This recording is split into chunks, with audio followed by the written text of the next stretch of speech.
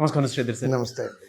Clerk versus PO ఏ స్టూడెంట్కి అయినా సరే అండి ప్రిపేర్ అయితే అంటే ఏది కష్టంగా ఉండేటువంటి అవకాశం ఉంటుందంటారు అసలు?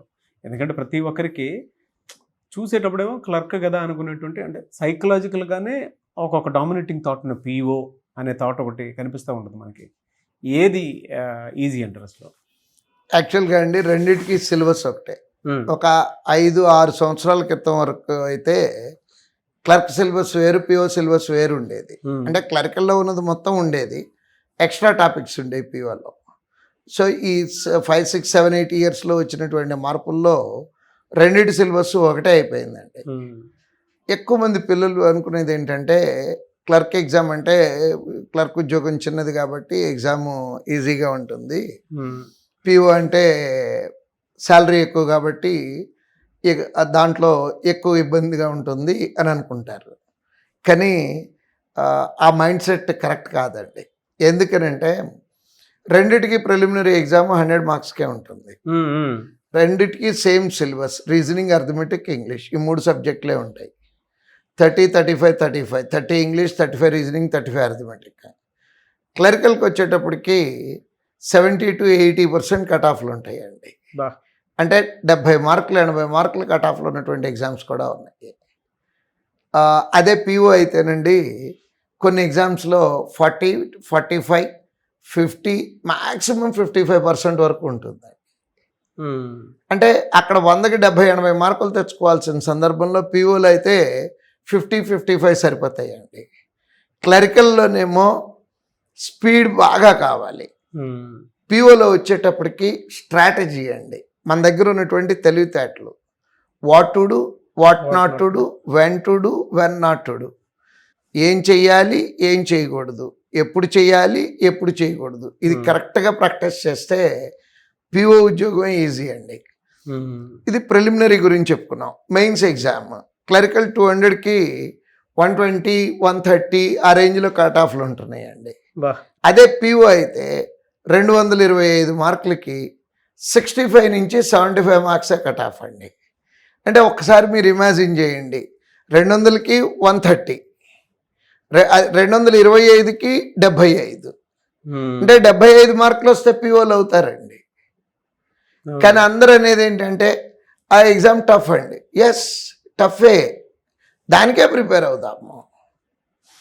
ఆ టఫ్నెస్కి ప్రిపేర్ అయితే డెఫినెట్గా పిఓ అవ్వచ్చండి. నిజంగా ఒక 21 సంవత్సరాల పిల్లలు, మగ పిల్లడైనా ఆడపిల్లైనా 21 సంవత్సరాల ఏజ్లో పిఓ అవ్వటం జరిగితే చైర్మన్ అవ్వచ్చండి వాళ్ళ బ్యాంక్కి రిటైర్ అయ్యేటప్పటికి.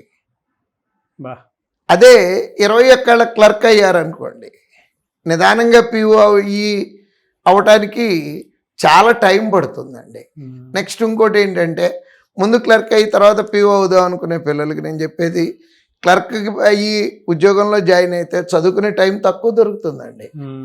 ఫుల్ టైం చదువుకున్న టైంలోనే మీరు పిఓ అవ్వలేకపోతే పార్ట్ టైం చదువుతూ how can you expect as a PO? True. So syllabus అదే, సబ్జెక్ట్ అదే, కాకపోతే level of the question whereas. మన మైండ్ సెట్ అండి ముందు కరెక్ట్గా చెప్పాలంటే కట్ ఆఫ్ మార్కులు దగ్గర పెట్టుకొని ప్రిపేర్ ఒక్కసారి వాటిని జాగ్రత్తగా అబ్జర్వ్ చేస్తే పిఓ అవటం ఎంత తేలికో పిల్లలకు అర్థమవుతుందండి. నెక్స్ట్ ఇంకోటి ఏంటంటేనండి, కరెంట్ అఫైర్స్ సబ్జెక్ట్ ఉంది. క్లర్క్ అయినా పిఓకైనా same current affairs subject.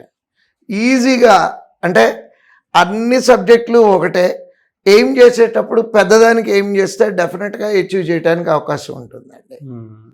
So ఆ పిల్లలు దీంట్లో నుంచి బయటకు వచ్చి yes I will be a PO, ఆ కాన్ఫిడెన్స్తో కనుక స్టార్ట్ చేస్తే నిజంగా క్లర్క్ ఉద్యోగం తెచ్చుకోవటం కన్నా పిఓ ఉద్యోగం తెచ్చుకోవటం ఈజీ. దీంట్లోనే రెండో పాయింట్ ఏంటంటేనండి, ఫర్ ఎగ్జాంపుల్ మీరు ఏపీ వాళ్ళు అనుకుందాము, లేదు తెలంగాణ అనుకుందాం, ఎనీ స్టేట్ మీరు క్లర్క్కి అప్లై చేశారనుకోండి, ఆ స్టేట్లో ఉన్న క్లరికల్ వేకెన్సీస్కే మీరు కంప్లీట్ చేస్తారు. అంటే ఇప్పుడు ఐబీపీఎస్ క్లర్క్ ఉందండి, 2025 నోటిఫికేషను 13,500 వేకెన్సీస్ ఇచ్చారు. 13,500లో ఒక 400, 500 ఏపీకి ఉన్నాయి అనుకుందాము, లేదా తెలంగాణకి 400 to 500 ఉన్నాయి అనుకుందాము. అంటే మీరు కంపీట్ చేసేది 400 to 500 వేకెన్సీస్కేనండి. You are not competing for 13,500 vacancies. అదే ఐబీపీఎస్ పిఓ తీసుకున్నారనుకోండి, ఐబీపీఎస్ పిఓలో 5,000 వేకెన్సీస్ వచ్చినాయి అనుకోండి, ఈ స్టేట్ వైజ్ ఉండవండి వేకెన్సీలు, ఆల్ ఇండియా కాంపిటీషన్ అండి. అంటే you're competing for whole 5,000 vacancies. So ఒకసారి 400-500లో ఉద్యోగం తెచ్చుకోవటం, అక్కడికి వెళ్ళి 5,000 నుంచి ఉద్యోగం తెచ్చుకోవటం. నేను ఈ మాట మాట్లాడితే నెగిటివ్ మాట్లాడే వాళ్ళు ఏమంటారంటే దీనికి కాంపిటీషన్ కూడా తక్కువే ఉంటుంది కదండి. Never ever look at your competitor. Competitor నిన్ను చూడాలి అంటే, మిమ్మల్ని చూడాలి అంటే మీ వెనకాల ఉంటేనే చూడగలడు. ఎదురు పరిగెత్తుకు రారు కదండి రన్నింగ్ రేస్లో. కాంపిటీటర్ని నువ్వు చూడకూడదు. నీకు కాంపిటీటర్ కనపడ్డాడు అంటే నువ్వు వెనకబడిపోయినట్టు. అంటే నీకన్నా ముందు ఇంకొకడు ఉంటేనే కదా మీకు కాంపిటీటర్ కనపడేది. అవునండి, అవును. సో కాంపిటీటర్కి మీరు కనపడాలి తప్పించి కాంపిటీషన్కి ఏ రోజు భయపడకూడదండి. వన్స్ ఎప్పుడైతే అమ్మో చాలామంది రాస్తారంట కదా అంటే భయం కొనుక్కొచ్చుకుంటామండి మనం. ఒరిజినల్గా మన దగ్గర లేనటువంటి భయాన్ని డిఫరెంట్ ఫ్యాక్టర్స్ నుంచి, సొసైటీలో డిఫరెంట్ పర్సన్స్ దగ్గర నుంచి కొనుక్కొచ్చుకొని బాధపడతా ఉంటాము. సో ఈ మైండ్ సెట్ ఒక్కటి చేంజ్ చేసుకొని పిఓనే అవ్వాలి అని గట్టిగా కూర్చుంటే ఈజీగా పిఓ అవ్వచ్చండి. ఇందాక 75 మార్క్స్ వస్తే పిఓ అవుతారని చెప్పాం. ఈ 75లో 25 మార్క్స్కి డిస్క్రిప్టివ్ ఉంటుందండి. నిజం చెప్పాలంటే డిస్క్రిప్టివ్ ఇది మీరు ఎప్పుడు నేర్చుకొని ఉంటారంటే మీరనే అంటున్నాను. అంటే మీరు ఈవెన్ దో మీరు కాంపిటేటివ్ ఎగ్జామ్ ఇప్పుడు రాయకపోయినా ఎవరైనా సరే 10th క్లాస్ లోపు మీ ఇంగ్లీష్ టీచర్ మీతో లెటర్ రాయించుంటారు, గుర్తెచ్చుకోండి.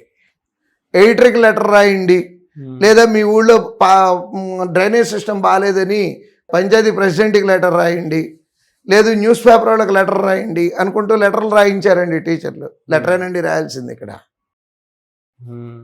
నెక్స్ట్ ఎస్ఏ రాయాలి. ఎస్ఏలు కూడా రాశారండి చిన్నప్పటి నుంచి. 10th క్లాస్ లోపు కనీసం ఒక 100 ఎస్ఏలు రాసి ఉంటారు. అంటే మనం కొత్తగా నేర్చుకునేది ఏం లేదండి. భయపడటం అనేది ఒక్కటి పక్కన పెట్టి సీరియస్గా ప్రిపేర్ అయితే క్లర్క్ అవటం కన్నా పిఓ అవటం తేలికండి. చాలా బాగా చెప్పారు సార్. అంటే నాకు ఒక పాయింట్ మోటివేట్ చేసింది.